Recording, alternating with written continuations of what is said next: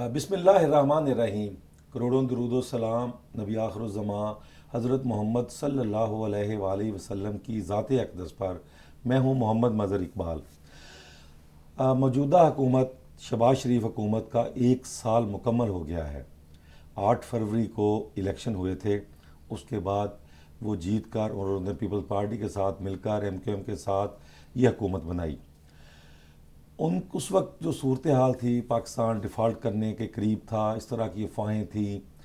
آج ہم جائزہ لیں گے کہ پورا سال کیسا رہا اور اس وقت کیا پاکستانی قوم کی حالت بہتر ہوئی ہے یا صرف اس ملک پر جو اشرافیہ قابض ہے اس کے معاملات بہتر ہوئے ہیں۔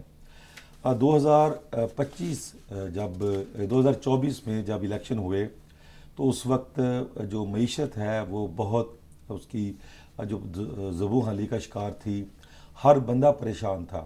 24% شرح سود، مہنگی بجلی، مہنگی گیس، اور اس کے بعد بالکل ڈیفالٹ IMF کے ساتھ مذاکرات کی ناکامی۔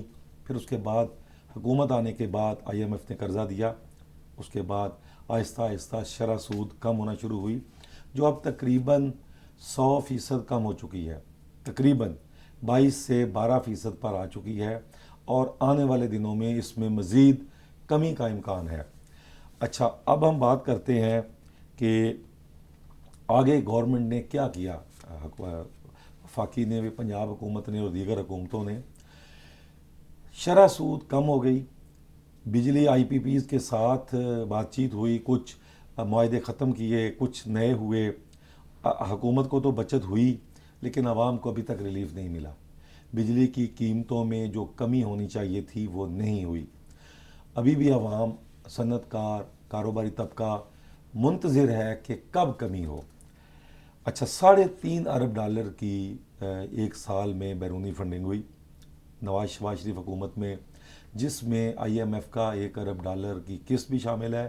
سعودی عرب، عرب امارات، چین، انہوں نے بھی کئی معاہدے کیے تاکہ جو ہے آئندہ آنے والے دنوں میں کوئی سرمایہ کاری ہو سکے۔ اشرافیہ کی بات کریں، پنجاب اسمبلی، ویسے تو مسلم لیگ نواز کی یہاں پر حکومت ہے، بڑی کفایت شعار ان کے جو وزیر اعظم ہیں، لیکن انہوں نے عوام کو تو کوئی ریلیف نہیں دیا۔ اپنی تنخواہ سپیکر نے، اراکین اسمبلی نے، وزراء نے 900% تک اضافہ کیا۔ اب اس پہ کیا کہا جائے۔ اچھا، اس کے بعد قومی اسمبلی 200% اضافہ، اور اس پر اپوزیشن بھی ان کے ساتھ بیک جنبش قلم اور یک زبان ہو کر انہوں نے 200% اضافہ قبول کر لیا۔ اچھی خبر، PIA کی جو پروازیں تھیں گزشتہ 4-5 سالوں سے بند تھیں، یورپ کے لیے وہ بحال ہو گئی ہیں، اور اب PIA کی جو مالی حالت ہے وہ بھی بہتر ہوگی، اور اس سے کاروبار، ایئر لائنز کا جو بزنس ہے اس میں بہتری آئے گی۔ ٹیکس وصولی FBR کی کارکردگی ہے 344 ارب روپے کم رہی، لیکن ان کی عیاشیاں، ان کی شہ خرچیاں، انہوں نے 6 ارب روپے سے 1010 نئی گاڑیاں خریدنے کا آرڈر دے دیا۔ 1010 1200 CC کی گاڑیاں ایک کمپنی سے ڈیل کی۔ اس کے پیچھے کیا خفیہ ہاتھ تھے وہ تو آنے والے دنوں میں پتہ چلے گا، اور وہ گاڑیاں تقریباً خریدنے میں کامیاب ہو گئے تھے کہ اچانک قائمہ کمیٹی نے اس کو روک دیا۔ وزیر اعظم صاحب جو کفایت شعاری امور کے بڑے دعوے دار ہیں، انہوں نے بھی اس کی منظوری دے دی۔ ایک طرف تو حکومت کہتی ہے کہ ہم فیس لیس نظام لانا چاہتے ہیں کہ FBR کے لوگ، جن کا خوف، ڈر اتنا ہے کہ لوگ ٹیکس دینا نہیں چاہتے، ان کو سائڈ پہ رکھا جائے۔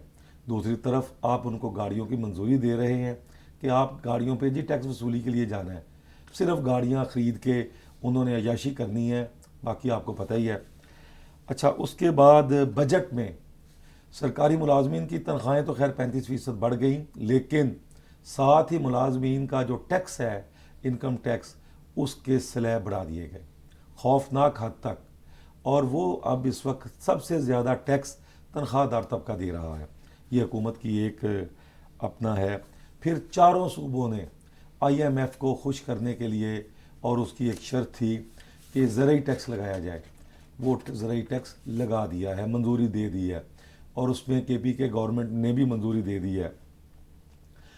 ایک Pakistan institute of development economics کی ایک تازہ رپورٹ ہے کہ پاکستان میں گزشتہ ایک سال کے دوران 40% لوگ اس وقت اپنا خطے غربت سے نیچے زندگی گزار رہے ہیں.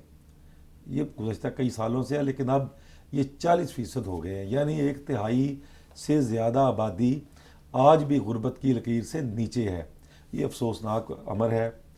اچھا، اب اگلی بات، PTI احتجاج میں رہی سارا سال، اسلام آباد گھراؤ، حکومت کے خلاف جلسے، جلوس، نعرے، تاکہ کسی طریقے سے یہ حکومت ختم ہو اور ان کی جو 45 کا جو فارم کے تحت ان کا مطالبہ ہے وہ پورا ہو.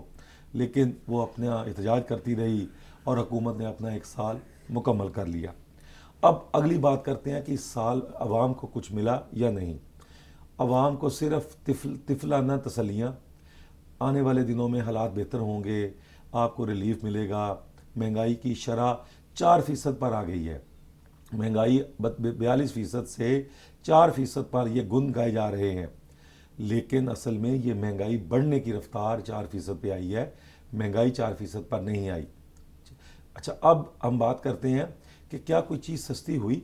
کیا پنجاب حکومت یا دوسری حکومتیں، آج بھی چکن 600 روپے پہ مل رہا ہے، انڈے 250 سے 300 روپے فی درجن، سیب، کیلا، گوشت، مٹن 2600 روپے کلو اس وقت. کیا عام آدمی یہ خرید سکتا ہے؟ کیا سیب، کیلا، فروٹ کنوں گھر کی پیداوار ہے وہ 500 سے 600 روپے درجن. اسی طرح باقی چیزیں بھی، وہ تو بیچارہ سبزی نہیں خرید سکتا. ان عوام کے لیے یہ سال اچھا نہیں رہا، ان کو کوئی ایسا ریلیف نہیں ملا. اعلانات تو بہت ہوئے ہیں، پتہ اس وقت چلے گا کہ جب حکومت بجلی کا بل 20 سے 25 روپے فی یونٹ، گیس کوئی جو 300% بڑھا چکی ہے 400، اس میں 100 سے 150% کمی کرے، شرح سود 4-5% پر آئے، پھر ہم سمجھیں گے کہ اس سے کوئی، اور پھر حکومتوں کا کام ہے کہ ان چیزوں کے بعد وہ مہنگائی میں کمی کرائے. اب تو ایک طرف اعداد و شمار دیے جا رہے ہیں کہ کم ہو گئی ہے، دوسری طرف کوکنگ آئل کی قیمتیں بڑھ گئی ہیں. اس کے علاوہ پھل، سبزیاں، یہ تو کنٹرول سے باہر ہیں. اب رمضان آ رہا ہے، دیکھنا یہ ہے کہ حکومت اس کو کیسے ٹیکل کرتی ہے. مسلمانوں کا مقدس مہینہ ہے. اسی کے ساتھ محمد مظہر اقبال کو اجازت دیجیے. اللہ حافظ.